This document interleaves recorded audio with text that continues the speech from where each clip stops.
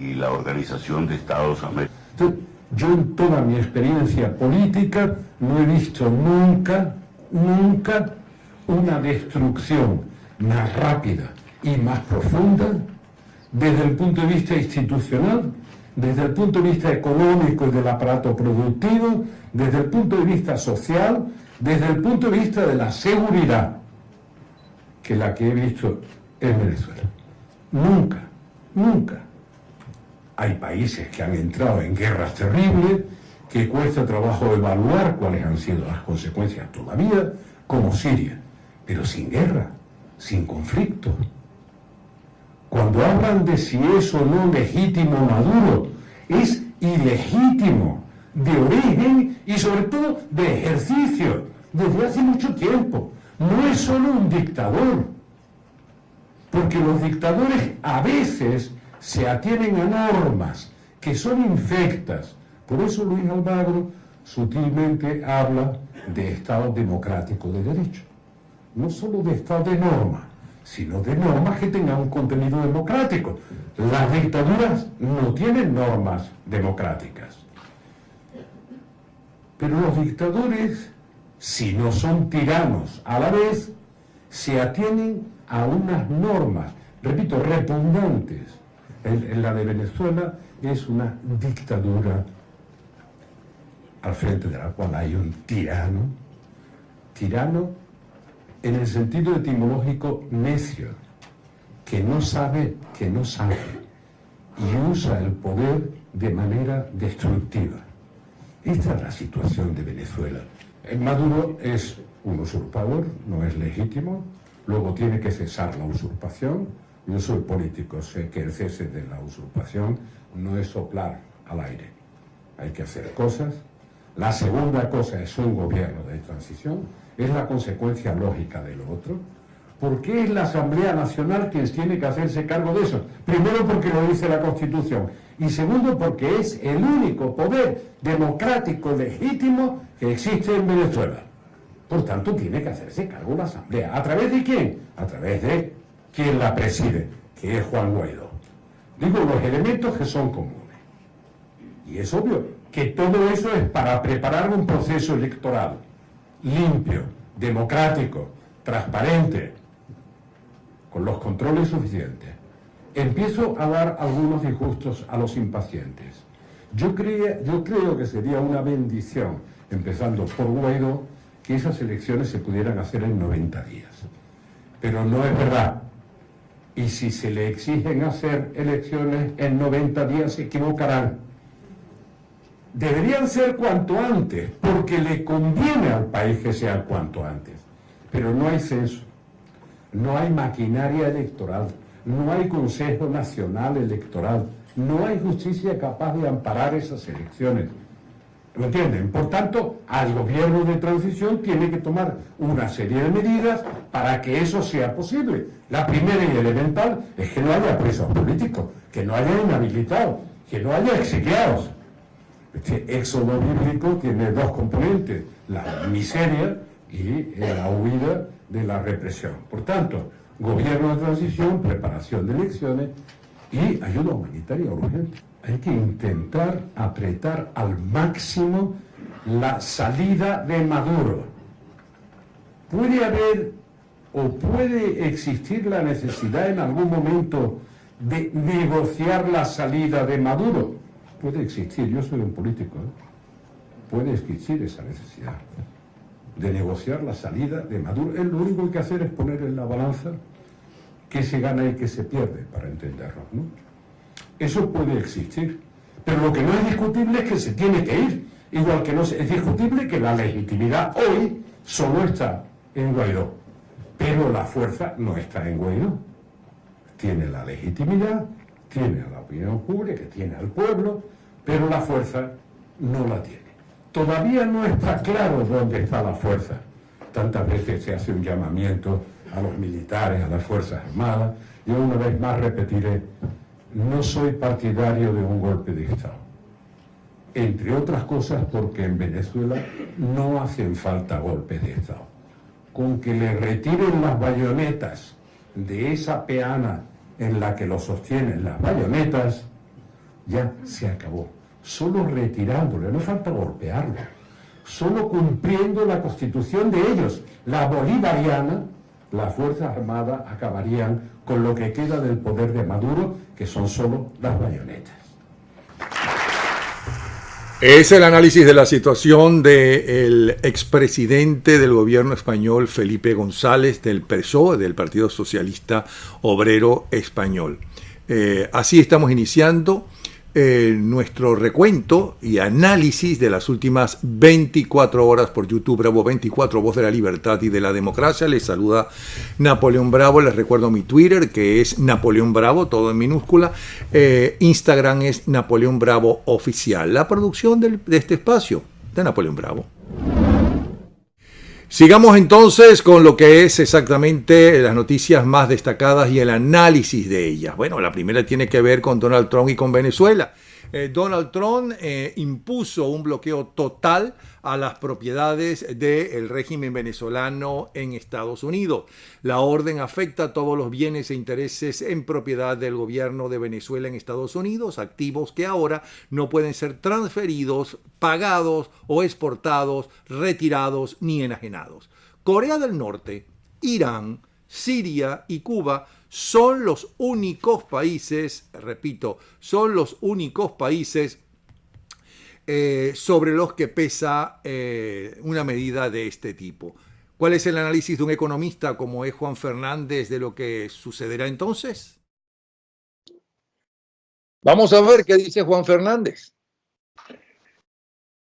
Buenas, Napoleón. Efectivamente, ¿no? Esta sanción que salió ayer en la noche lo que hace es ratificar esta vuelta de tuerca que con relación a la tiranía en Venezuela la administración de Trump está ejecutando, ¿no?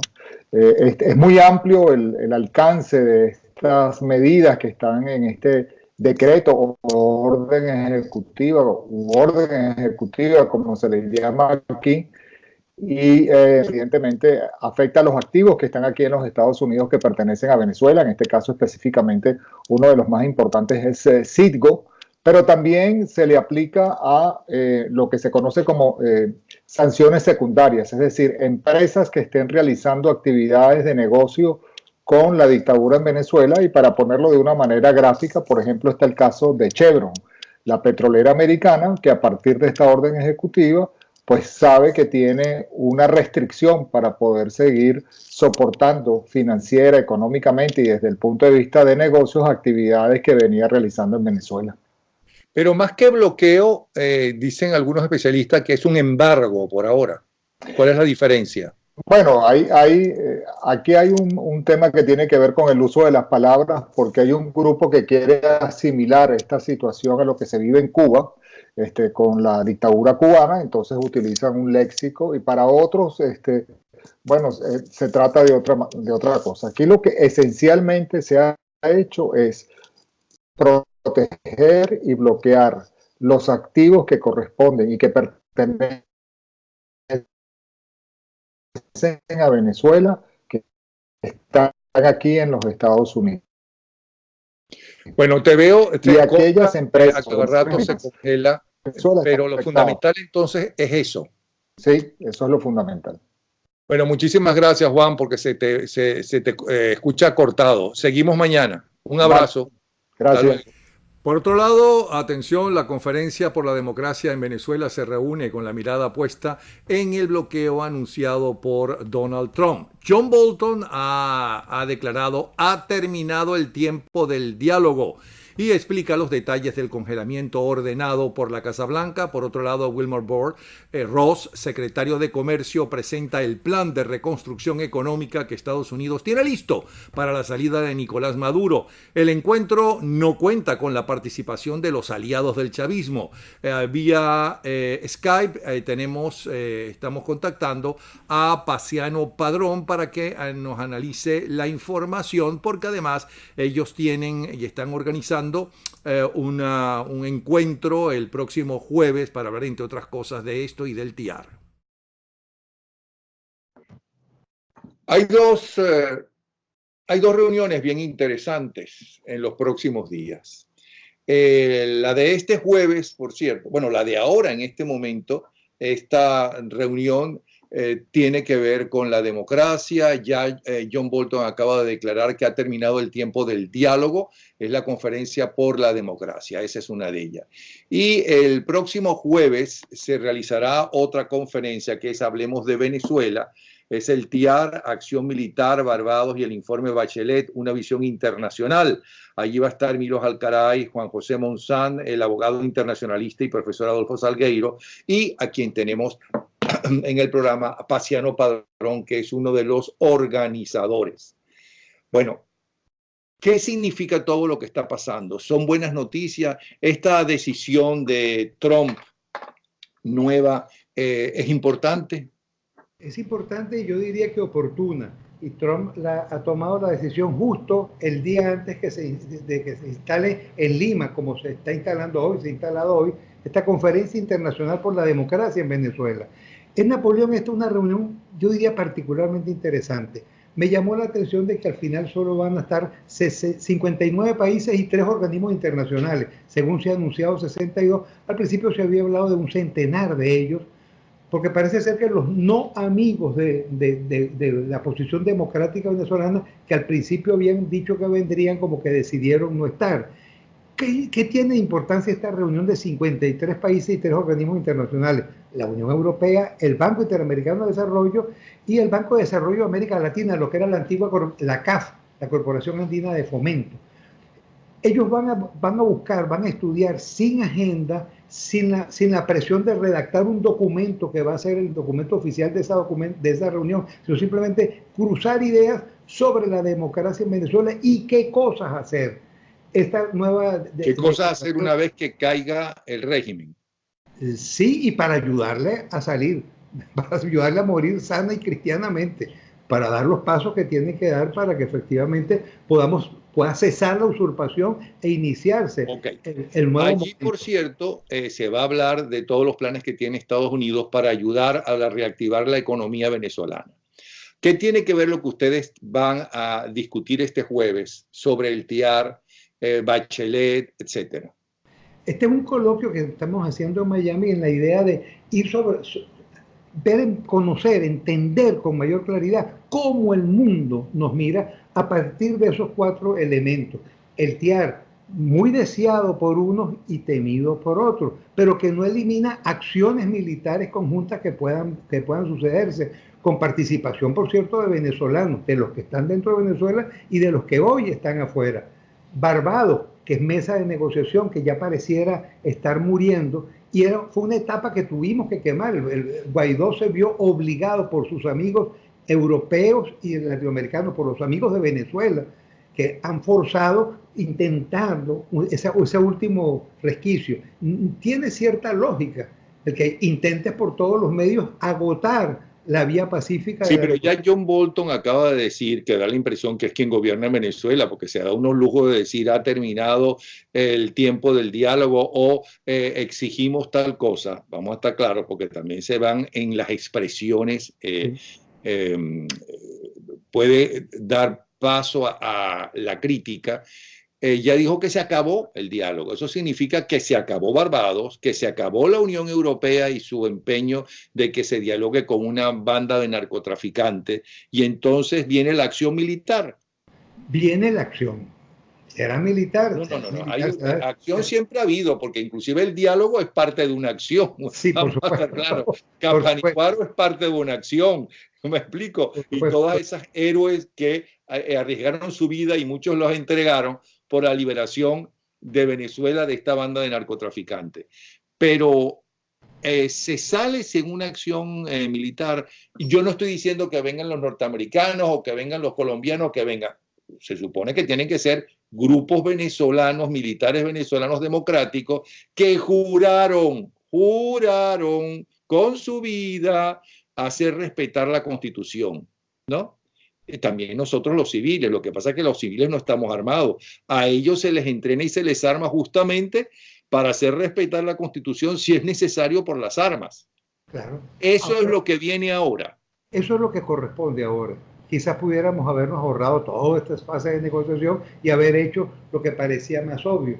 Es evidente que frente a la invasión, que tú y yo estamos clarísimos, se ha operado en Venezuela porque lo quiso así Nicolás Maduro, porque le abrió las puertas para que hoy haya 17 estados venezolanos presencia del ELN, para que hoy haya presencia en Venezuela del narcotráfico internacional con espacios propios, con soberanía, amparados con la soberanía venezolana, o la gente, ya como hemos dicho tantas veces, de los ejércitos de Cuba, de Irán, o la gente del terrorismo internacional. Bueno, esa presencia de masas armadas, sumándole a ellos los paramilitares del régimen, los grupos estos armados violentos, es absolutamente indispensable que vayan las armas.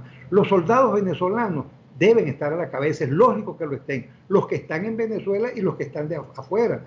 Entonces, sí, pero los que están en Venezuela están, o si no están presos, están más que investigados y seguidos por el narcorrégimen y sus aliados, entre ellos el G2 famoso cubano, que si de algo sabe el G2 es de la represión, porque tienen 40 años en eso. Ellos no saben nada de otra cosa, pero de represión saben. Sí saben. Vamos a estar claros. Entonces, y además tengo entendido que con los nuevos medios de comunicación, por ejemplo, con el teléfono, ellos saben perfectamente, bueno, y ellos y cualquier empresa de investigación de cualquier gobierno sabe dónde está cada uno de nosotros. Con las tarjetas de crédito saben dónde compramos y qué compramos. Con la computadora saben exactamente que tú y yo en este momento estamos hablando por Skype. O sea, nosotros, el mundo entero, nadie tiene privacidad ya. Eso se acabó. Vamos a estar claros.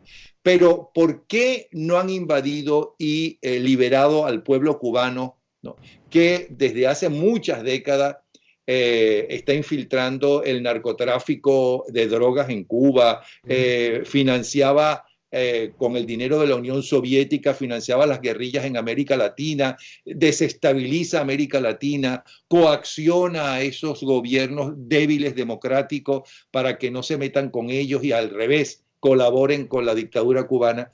¿Por qué lo van a hacer con Venezuela? Y el hambramiento, el proceso de hambre que han hecho padecer a ese pueblo. No, porque en primer lugar están dadas las condiciones. Venezuela no está en la misma situación que Cuba. Venezuela está generando una serie de problemas a todos sus vecinos, problemas graves, sociales, económicos, políticos, y adicionalmente a eso, la expansión junto con la población venezolana, la diáspora, de los problemas políticos que se les van a suceder. De modo que entonces es una protección. Y Cuba no, Cuba también. Cuba durante 40 años ha financiado el desestabilizar los gobiernos democráticos venezolanos, latinoamericanos. La amenaza sin duda ha sido mayor, y esta diáspora gigantesca, mucha de ella buena y querida y gente estupenda, otra que ciertamente algunos que están saliendo en última instancia, pues, o bien metidos especialmente allí, o que los cuela el gobierno. Eso del Tren de Aragua, presente en Ecuador y en el Perú, delinquiendo, causándole daños brutales a esa sociedad, por supuesto que generan reacciones. ¿No? Que entonces la situación no es comparable. Yo lamento que el pueblo cubano durante 60 años no haya tenido la solidaridad internacional que debió tener, y por supuesto creo que cayendo como va a caer el régimen de Maduro pronto, este mismo año, eso va a ayudar, por supuesto, a la salida, yo espero, del comunismo en Cuba y por supuesto en Nicaragua. Ahora, a todo esto que tiene que ver el TIAR. El TIAR es un instrumento, es una herramienta que definitivamente en nada ayuda al régimen de Maduro, y que es una puerta más, es una carta más que se tiene que jugar la democracia para intentar poner de lado, con la ayuda internacional, al gobierno de Maduro. Ok, se ha acusado a Guaidó de que él no hizo a tiempo, no quería que Venezuela, a través de ese gobierno que él representa, y que hay 50 y pico de países que lo aceptan como presidente, no todo el mundo, ni siquiera las Naciones Unidas, entonces, que eso es importante porque militarmente se podría intervenir Venezuela, pero para eso se necesita no que Guaidó decida que intervengan, no es Guaidó quien decide eso, no es Venezuela quien lo decide, es otro país que se siente amenazado militarmente y tiene que llevar pruebas de que militarmente ha sido invadido o amenazado. El único país que puede hacer en este momento eso se llama Colombia, que ha denunciado varias veces, ¿no?, la injerencia del gobierno de los militares venezolanos al servicio de Maduro en su territorio. Pero eso es una cosa muy pequeña y no murió nadie que se sepa todavía, no hubo ningún enfrentamiento. Lo que hay es grabaciones de esa intervención, vamos a estar claros, y las declaraciones de los colombianos, ¿no?, de esa frontera. Pero ya sabemos que las fronteras son muy maleables, ¿no?, que son demasiados kilómetros de frontera y que puede ser hasta un error y no una provocación. Estoy aquí como abogado del diablo, ¿ok? Pero si Colombia no lo decide, no se puede hacer nada. Claro, ahí lo que pasa es que, como todas las cosas, Napoleón, varían y los tiempos van cambiando. El TIAR es un tratado suscrito hace ya muchos años, donde mucha agua ha corrido bajo los puentes, y hoy puede efectivamente entenderse que esta presencia del ELN en Venezuela fortalece precisamente a los enemigos de Colombia con factores venezolanos, lo cual además es verdad. Ahora en el ELN cada vez más hay muchachos venezolanos sumados a ese ejército, que se convertiría... Sí, pero eso no es una intervención militar, que es lo que exige el TIAR. Ya, pero entonces nuevamente se trataría de ver cómo entender hoy lo estrictamente militar. Lo militar es exclusivamente, digamos, castrense desde todo punto de vista, o es lo armado, es la violencia, hasta qué punto un hecho guerrillero no se constituye un hecho de arma y es un hecho igualmente punible, un hecho sancionable. Yo creo que las cosas pueden variar y están variando, de hecho, en el mundo. Ahí está abierta una puerta. Lo que sí te puedo asegurar es que el TIAR no tranquiliza a Maduro, no es algo que le beneficie, es una carta más que tenemos sobre la mesa a favor de la democracia. Como el informe Bachelet fue demoledor también, vamos a estar claros. Ya veremos luego si se utiliza o no, cómo se utiliza, cómo se interpreta. Hay una herramienta que yo te puedo asegurar no tiene tranquilo a Maduro, no lo tiene feliz. Hubiera preferido seguramente que eso no se hubiera aprobado. Bueno, entonces nos vemos el jueves. Dios mediante. El jueves a las 6 de la tarde. ¿Nos das de nuevo la dirección? Vale, va a ser en el Centro Pierini, en Doral, 8353 Norwest, en la calle 36. 8353 Norwest, en la calle 36. A las 6 de la tarde este jueves. Bueno, señores, seguimos la otra tercera gran noticia, grande por la importancia que le ha dado internacionalmente a estas tres, es que las autoridades norteamericanas están investigando los tiroteos masivos que dejaron 31 muertos. Los sucesos separados por unas horas y 2.092 kilómetros no tardaron en convertirse en tema de debate político con las habituales divisiones por partido en Washington. ¿Cómo lo ve y cómo analiza la información una analista internacional como es Vilma Petras? También las tengo vía Skype. Bueno, ¿y qué dice a todo esto la analista internacional Vilma Petras? Nuevamente la discusión, nuevamente seguro no va a pasar mayor cosa, aunque Trump dio unas declaraciones bien fuertes en contra, no solamente de los asesinos, sino de la facilidad con que en Estados Unidos se consiguen las armas. Sí, y tenemos que recordar, Napoleón, y gracias por la invitación, que también condenó el supremacismo blanco. Es decir, todos estos elementos, digamos, radicalizados, que debemos decir que, por cierto, los dos terroristas fueron radicalizados por extremos ideológicos, porque el muchacho de Dayton, Ohio, era más bien un radical de izquierda, por lo menos en lo que representaba en su perfil social, y el otro joven que lamentablemente mató a los inmigrantes, sobre todo gente hispana, en El Paso, de 21 años de edad, pues era más radical de lo que podríamos llamar supremacista blanco. Y Trump dijo además que en el Congreso republicanos y demócratas, porque solamente le echan la culpa a los republicanos, y demócratas deberían ponerse de acuerdo, porque quien puede cambiar esa ley, que no es que la gente no tenga armas, lo que se pide es que sea más estricto, ¿no?, con la gente que vende, que compra las armas, como se es cuando tú compras un automóvil. Tú tienes que, me explico, eso es lo que está pidiendo Trump en este momento a republicanos y demócratas. Pero debo advertir algo, el presidente Trump habló con un teleprompter y estaba declarando de acuerdo al teleprompter, pero nosotros sabemos que la retórica política a todo nivel, y estamos hablando de la retórica, pero obviamente cuando hay una responsabilidad desde el gobierno, desde el alto gobierno, puede ser mucho más fuerte. Acuérdate que aquí ha habido, sobre todo cuando vamos a hablar de la tragedia del Paso, una actitud antimigrante que obviamente de alguna manera alimentó a un joven evidentemente con problemas mentales, a un joven radicalizado por estos discursos. Y que, espérate, Vilma, espérate. Los tiroteos no empezaron con Trump. Pero el odio no empezó con Trump. Ya en la Primera y Segunda Guerra Mundial el odio era contra los alemanes, por cierto, contra los abuelos y los padres de Trump. Tienes razón, pero te voy a repetir.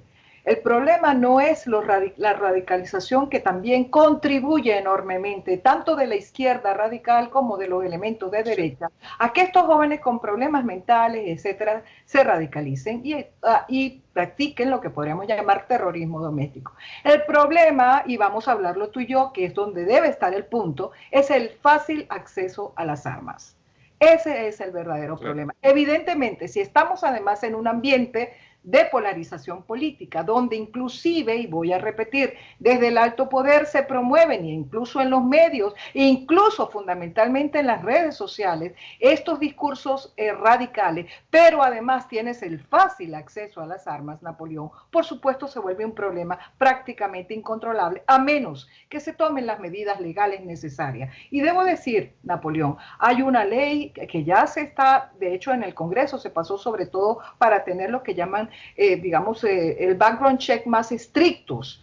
Y eso se pasó hace un par de meses atrás, pero lamentablemente no se ha pasado a nivel del Senado. Los legisladores de este país, más allá de las implicaciones o de las, digamos, motivaciones políticas que pudiera haber con respecto a lo que hay que hacer con el control de armas en los Estados Unidos, porque no se trata, vamos a hablar claro, de eliminar la segunda enmienda, que es un derecho constitucional de los estadounidenses, el porte de armas, es regular, que así como tú y yo necesitamos una licencia de manejar y tenemos que actuar como conductores responsables, porque ciertamente no son los carros los que matan a las personas, sino las personas. Lo mismo pasa cuando dicen no son las armas, pero tenemos que ser portadores de armas responsables. Por lo tanto, incluso lo que se está hablando de lo que llaman red flags, es decir, personas que incluso legalmente puedan ser autorizadas, incluso familiares, a que si tienen algún familiar suyo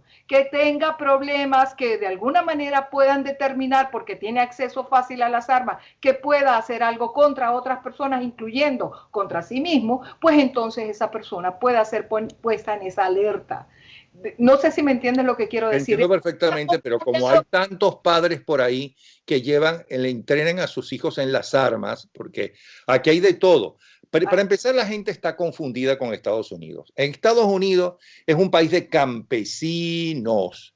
Solamente hay 10 grandes ciudades. En las ciudades es que hay gente de todo tipo, gente más preparada, gente menos preparada, gente de derecha, gente de izquierda, si es que ahora existe la derecha y la izquierda, que creo que son igualitos, ¿no? Excepto en la forma de gobernar en cuanto a economía, ¿ok? Ese es el problema. Y entonces en el campo se necesitan las armas en muchas partes, pero el problema es que muchos padres son los que le meten el amor a las armas a sus hijos y los que no cuidan esas armas tampoco de las manos de los muchachos. Pero tú lo estás diciendo, hay un elemento cultural involucrado, la parte rural, América rural, que es grande, que es sustancial, pues evidentemente tiene una ficción, casi que un culto prácticamente a las armas. Y por otra parte, yo creo que también se ha manipulado el discurso político, Napoleón, porque los padres fundadores de este país no estaban pensando en armas que en 30 segundos maten a 15 o 20 personas. Tú sabes muy bien que eso no era lo que estaba planteado. Era defender la libertad y sobre todo cuando no existía un ejército organizado. Ha habido una deformación política porque hay una organización nacional del rifle que, más allá de la crisis que esté pasando en este momento, por corrupción o lo que fuera, tiene a muchos de estos legisladores en su nómina. Tú sabes que las campañas aquí son sumamente costosas y cada uno de estos individuos que hoy son militantes para defender la segunda enmienda y los derechos de portes de armas, obviamente están en esa nómina, pero esta National Rifle Association, la Asociación Nacional del Rifle, ha deformado lo que significa realmente la segunda enmienda. Y la segunda enmienda, Napoleón, si tú la lees bien, dice claramente una milicia bien regulada, muy bien regulada, lo cual quiere decir que el gobierno tiene una parte importante. La regulación implica leyes que controlen el porte de armas y que permitan que la gente totalmente de acuerdo y que sea responsable, sea el portador de armas, así como cuando tú y yo vamos a conducir un vehículo, tenemos que ser conductores responsables. Totalmente de acuerdo, y Trump habló claro, le echó el muerto a quienes tienen ese muerto, que es el Congreso Nacional. El Congreso Nacional, como tú mismo dijiste, tiene ahí la solución, y no le ha dado la gana porque se dejan comprar, porque en cualquier otro país eso del lobby está prohibido, es inmoral. Es comprar a unos representantes que no fueron elegidos por los dueños de las armas o de esa organización, aunque esa organización también vota, evidentemente, ¿ok? Pero evidentemente es minoría frente al resto de la población. Y están comprados por ellos. Y Trump dijo, el Congreso, republicanos y demócratas, son los que tienen esa responsabilidad. Presidente, y no solamente eso, no podemos estar justificando que sí por los problemas mentales. En todas partes hay gente con problemas mentales, ya lo hemos hablado. En todas partes hay niños que juegan videojuegos violentos, que a muchas madres no nos gusta y nosotros tenemos la responsabilidad de regularlo, pero no salen los niños a matar indiscriminadamente porque tienen un fácil acceso a las armas. Eso es lo que hay que evitar. Y por supuesto que las armas pueden ser convertidas en armas que prácticamente son ametralladoras, que pueden matar en segundos a personas. Y antes que nos digan algo de lo siguiente, bueno, pero es que en América Latina, en Centroamérica, en Venezuela, se matan más gente todos los días, pero esos son malandros, ¿no? Y contra ellos son criminales, aquí son ciudadanos que en cualquier momento ya se sabe que están radicalizados. Y tú sabes una cosa, Napoleón, es importante decir, sí hay un problema de violencia armada en los Estados Unidos, y hay un problema que se magnifica cuando tienes además personas que están siendo alimentadas con discursos radicales. Y voy a repetir esto porque es importante. Aquí en el año 2008, el Departamento de Seguridad Interna de los Estados Unidos dijo que ese problema se iba a plantear, y el año pasado murieron más personas por terrorismo doméstico, que es como se debe denominar, que por terrorismo internacional. Bueno, la máxima autoridad del FBI lo denunció esta semana pasada todavía, que son más peligrosos los terroristas blancos, porque la mayoría son blancos, ya que aquí se habla tanto de racismo, ¿okay? Como si en otros países no lo hubiera, por cierto, empezando por Cuba, que no hay un solo, en 40 años de dictadura, un solo negro en puestos del gobierno importantes, ¿no? Ahí sí hay racismo de verdad, porque aquí llegó Barack Obama a la presidencia y en Cuba nada. Ok, vamos a estar claros. Claro, estoy de acuerdo contigo, y además yo sí creo que nosotros la parte de hacer todo yo diría que tiene que hacer un esfuerzo donde la legal esté por encima, donde nosotros podemos coordinar con las comunidades y a los distintos niveles de gobierno, porque esta es una república federal constitucional, y nosotros podemos entonces, la comunidad que además está presionando, porque tú mismo lo decías, Napoleón, antes de nosotros comenzar este programa, más del 90% de las personas están en desacuerdo con esta violencia armada, porque todos nos sentimos seguros, ni en las escuelas, ni en los parques, ni en los conciertos, ni en los centros comerciales, y cualquiera puede ser víctima. De manera que no podemos comparar lo que pasa en otras latitudes, porque ningún otro país desarrollado tiene el problema de las armas que tienen los Estados Unidos. Tú debes saber, Napoleón, que en Estados Unidos hay más armas que personas, lo cual quiere decir que es un problema real, y si no se regula como corresponde, yo diría que esta epidemia de la violencia armada que hay en Estados Unidos no solamente se va a magnificar, tiene unos efectos psicológicos y sociales para la sociedad que son inmensos, y nosotros como ciudadanos responsables tenemos que apelar para que los legisladores cumplan su papel más allá de las personas que les financian sus campañas electorales. Gracias, Vilma. Sí. Un abrazo. Un abrazo para ti. Gracias, Vilma. Entonces, bueno, Vilma Petrasch. Bueno, estas son las tres noticias que dan la vuelta al mundo y el análisis de esas tres noticias. Pero en Venezuela la más reciente encuesta nos dice o nos da una idea de cómo piensa el venezolano de la situación de su país. El venezolano y los que viven en Venezuela, los que todavía viven en Venezuela. Vamos a ver con Efraín Cruz, que le pedimos que nos hiciera nos informara sobre esta encuesta. Adelante, Efraín. Un gran saludo para ti, Napoleón, y todas las personas que se conectan con nosotros a esta hora a través del canal Bravo 24, como siempre desde Caracas, Efraín Cruz. Bueno, el día de ayer, entre las noticias que les estaba comentando, había una encuesta. Les dije que había muchas más cifras, tuvimos un abreboca de todos estos números que a mí me parece importante recordar. Por eso hoy, en este reporte va a ser para hablar un poco sobre esto que arrojó esta encuesta realizada por la empresa Pronóstico. Como son números, bueno, vamos a irlos comentando.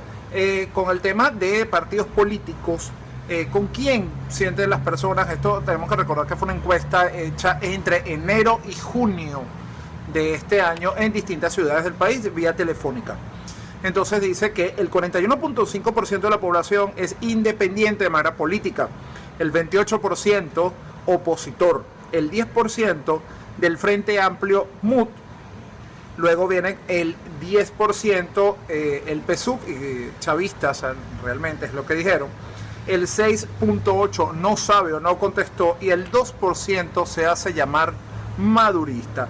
También, hablando un poco de la situación política, ¿quién se culpa de lo que está pasando en Venezuela? Quedó así esta encuesta. El 70.4% culpa a Nicolás Maduro, el 4.3% a los empresarios, el 4% a la oposición y el 3.2% al imperio.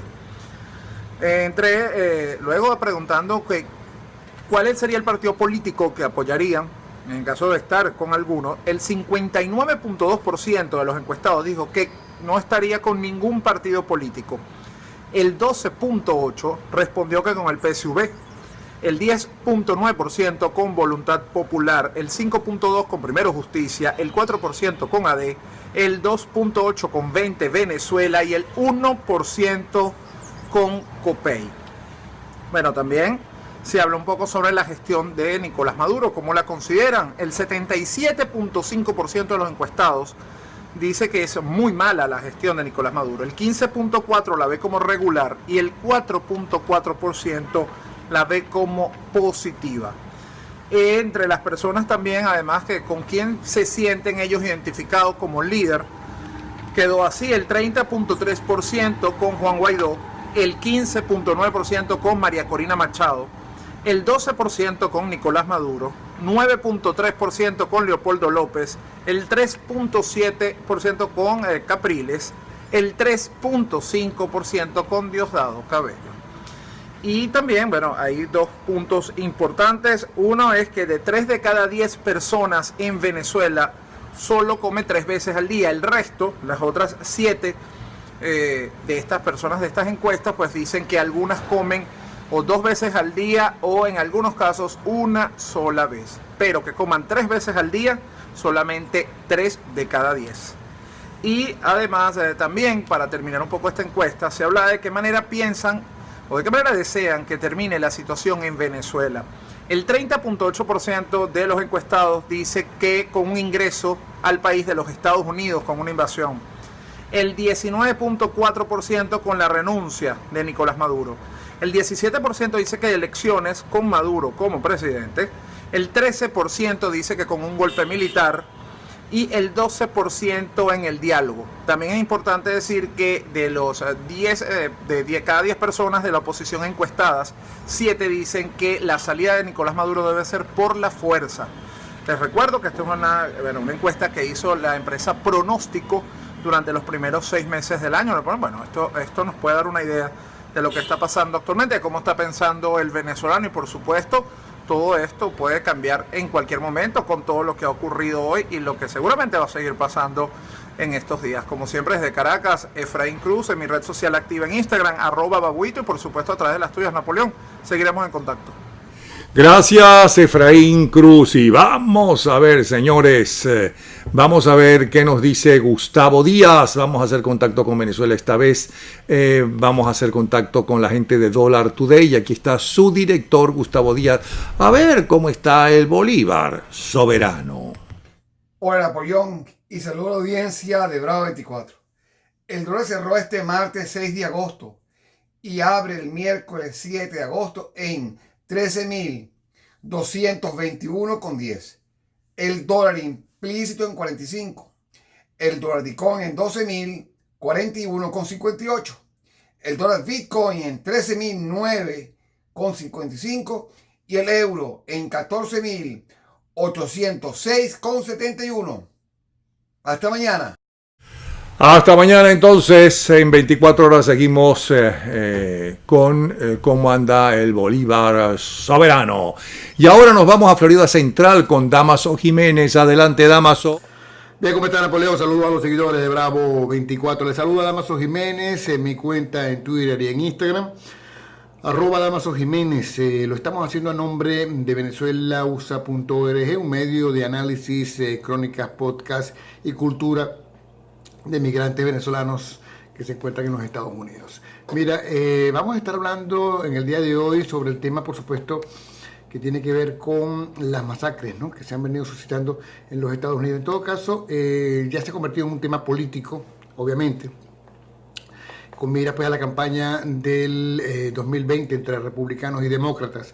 El gobernador de la Florida, Ron DeSantis, ha afirmado recientemente que los tiroteos que causaron este fin de semana la muerte de al menos 29 personas en las ciudades de El Paso y Dayton, pues no representan lo que Estados Unidos significa como nación.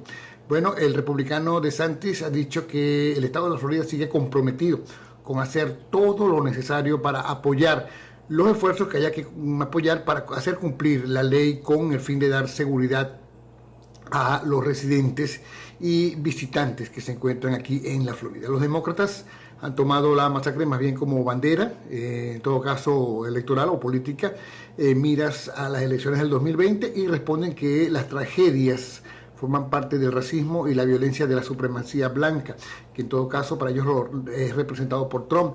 La presidenta del Partido Demócrata en la Florida, Terry Rizzo, ha señalado en declaraciones recientes que este tipo de tragedias solo recuerdan que no se puede esperar ni un minuto más para acabar con la violencia armada, el odio y el racismo que se encuentran en las comunidades de los Estados Unidos. Acusó también a Trump de querer normalizar el nacionalismo blanco en los Estados Unidos, y también, por supuesto, responsabilizó a los políticos que se oponen a enfrentarse a la Asociación Nacional del Rifle.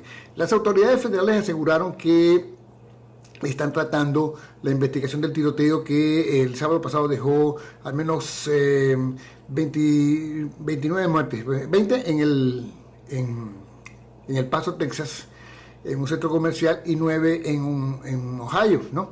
Y bueno, lo están tratando como terrorismo doméstico y delito del odio. El fiscal del distrito del Paso, Jaime Esparza, ha anunciado que va a buscar la pena capital para el hombre acusado de la matanza de al menos 20 personas, y además dejó por lo menos 26 heridos.